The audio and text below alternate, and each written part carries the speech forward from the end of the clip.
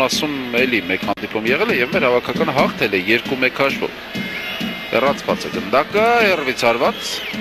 Այստեղ էլ պաշտպանները հստակ են գործում, բայց չի կարելի 11 մետրանոց ենք բերում անտեղի ուղակի մեդարպասին։ Կարեն Մկրտչյանը հիմա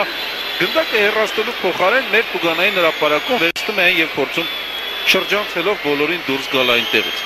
Այդպես չի լինում եւ ուշանալով իհարկե հարվածում է մրցակցի ոտքի։ Չես էլ մեղադրի այստեղ մրցավարին հստակ նշանակում է 11 մետրանոցը հիմա էլ Բերեզովսկի վանկարկումներն ենք լսում ստադիոնում, Լիտվայի հավաքականի բժիշկները նորից խաղադաշտում են։ 11 մետրանոցը իրացնելու է Արտուրաս Ռիմկևիչյուսը, առաջին գոլի հեղինակ։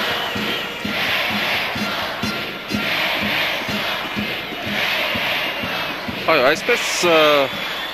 այսպիսի հաշվի ժամանակ, այսպիսի խաղում թերևս սան ներելի է, բայց Կարլեն Մկրտչյանը իհարկե քննադատության չափաբաժին մարզիչներից կստանա այսպիսի գործողության համար եւ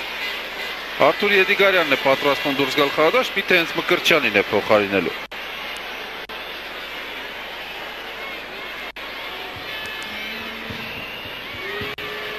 Այո, Կարլեն Մկրտչյանը փոխարինվում է այս սխալից հետո։ Եվ նրա փոխարեն Արթուր Եդիգարյանը կշարունակի հանդիպումը, եւ առիթ Արթուրին էլ նայելու գործի մեջ Արթուր Եդիգարյանը իշխեցնում ուկրաինական օվերլա ակումբում է հանդես գալիս։ Կարլեն Մկրտչյանը ծափարություններով է ուղեկցվում։ Իհարկե նա գոլի հեղինակ այսօր դարձավ, շատ կարևոր գոլի։ Խաղի կտրվածքով շատ կարևոր եւ կարելի է 11 մետրանոցը իրացնել, արված գոլ։ Գնդակը ցանցում է Բերեզովսկին չուներ ոչ մի հնարավորություն փրկելու մեր թիմին։ Ռիմկևիչյուսը դուբլ է ձևակերպում փոխարինման դուրս գալուց հետո, այսպես հարվածեց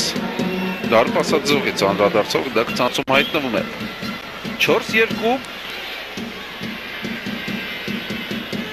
Հայաստանի հավաքականը հաղթում է եւ